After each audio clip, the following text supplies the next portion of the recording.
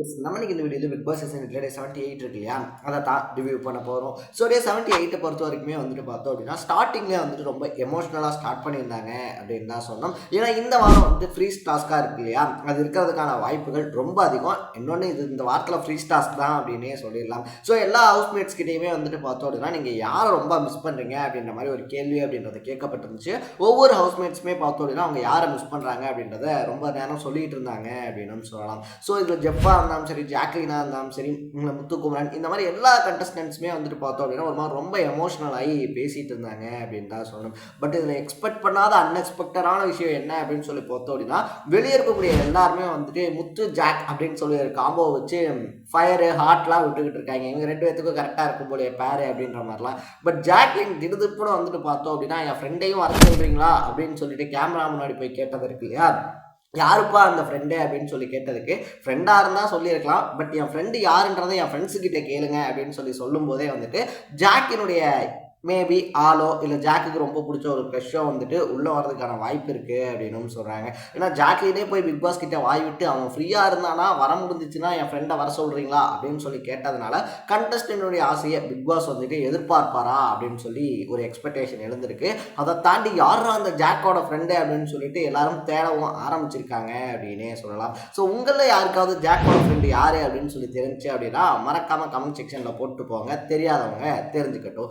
ரெண்டாவது விஷயத்தை பொறுத்த வரைக்குமே வந்துட்டு பார்த்தோம் அப்படின்னா சவுந்தினுடைய குக்கிங் அப்படின்றது இருக்கு இல்லையா, அது வீட்டையே ரணகலமாக்கி இருந்துச்சு அப்படின்னே சொல்லலாம். ஸோ இந்த டாட்ஸ் லிட்டில் பிரின்சஸ் அப்படின்றதெல்லாம் நம்ம மீம்ஸ்லையோ வீடியோஸ்லையோ பார்த்துருப்போம். பட் 12 பேருக்கு 12 தக்காளி வெங்காயம் போடணும், ஒரு 1/2 கிலோ புளியை எடுத்து கரைச்சி ஊற்றணும் அப்படின்றது இருக்கு இல்லையா, அதெல்லாம் சவுண்டு பண்ண அட்ராசிட்டி வேற லெவலில் இருந்துச்சு அப்படின்னே சொல்லலாம்.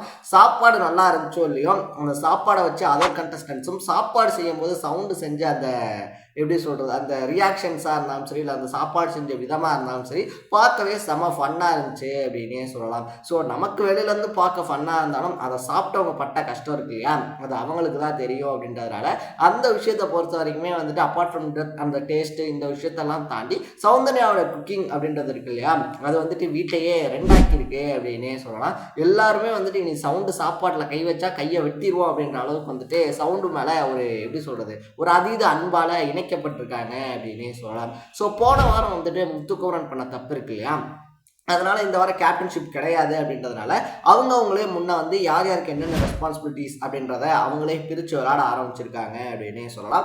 ஒரு விதத்தில் பார்க்கும்போது இதுவும் நல்லா தான் இருக்குது. அவங்கவுங்களுக்கு ரெஸ்பான்சிபிலிட்டிஸ் எடுத்துகிட்டு விளையாடுறது இருக்கு இல்லையா, கேப்டனாக இருந்தால் அவர் தான் அதை பண்ணும் இதை பண்ணும் அப்படின்னு சொல்லி இருக்கணும். பட் இப்போ வந்துட்டு பார்த்தோம் அப்படின்னா கேப்டன் இல்லாத வாரம் அப்படின்றதுனால எல்லாருமே ஓவராலாக வந்துட்டு அவங்கவுங்களுக்கான பொறுப்பு அப்படின்றத எடுத்து விளையாட ஆரம்பிச்சிருக்காங்க. ஸோ இந்த வாரம் கேப்டன் இல்லாததுனால எப்படி போகுது அப்படின்னு சொல்லி ஒரு எக்ஸ்பெக்டேஷன் எழுந்திருக்கு. அதை நம்ம வெயிட் பண்ணி தான் பார்க்கணும். நாலாவது விஷயத்தை பொறுத்த வரைக்குமே நாமினேஷன் அப்படின்னே சொல்லலாம். ஸோ வழக்கம் போல ஒவ்வொருத்தரும் இன்னொருத்தரை மாற்றி குத்தினாலும் கூட இந்த டைம் நாமினேஷனில் பார்த்தோம் அப்படின்னா ஸ்ட்ராங்கஸ்ட் கண்டஸ்டன்ட்னு பார்க்கக்கூடிய தீபக், அருண் இருக்காங்க இல்லையா, இவங்களோட சேர்ந்து பார்த்தோம் அப்படின்னா சௌந்தர்யா, இவங்களை யாருமே நாமினேட் பண்ணல அப்படின்னு தான் சொல்லணும். இன்னொரு பக்கத்தில் ரயானை நாமினேட் பண்ண முடியாது அப்படின்றதுனால அவங்களே யாரும் நாமினேட் பண்ணல. ஸோ மீதி இருக்கக்கூடிய கண்டஸ்டன்ட்ஸ் எல்லாருமே நாமினேஷனில் இருக்காங்க. உங்களுடைய பாயிண்ட் ஆஃப் வியூ வந்து இந்த வாரம் யார் வெளியே போவாங்க அப்படின்னு சொல்லி நீங்கள் நினைக்கிறீங்க அப்படின்றத மறக்காம கமெண்ட்ல போட்டுருங்க. என்னுடைய பாயிண்ட் ஆஃப் வியூ வந்து பார்த்தோம் அப்படின்னா அன்ஷி பவித்ரா ஜனனி இருக்காங்க இல்லையா, அவங்க போவாங்க அப்படின்னு தோணுது. அதுலேயும் அன்ஷி வெளியே போகிறதுக்கான வாய்ப்பு கொஞ்சம் அதிகமாக இருக்குது அப்படின்னே தோணுது. ஸோ நீங்கள் யார் வெளியே போவாங்கன்னு நினைக்கிறீங்க அப்படின்றத கமெண்ட்டில் போட்டு இதே மாதிரி 100 டேஸ்க்கான அப்டேட்ஸ் அண்ட் ரிவ்யூஸ் இருக்கு இல்லையா, அதை தொடர்ந்து தெரிஞ்சுக்கணும் அப்படின்னு ஆசைப்பட்டீங்கன்னா மறக்காமல் சேனலை சப்ஸ்கிரைப் பண்ணிக்கோங்க.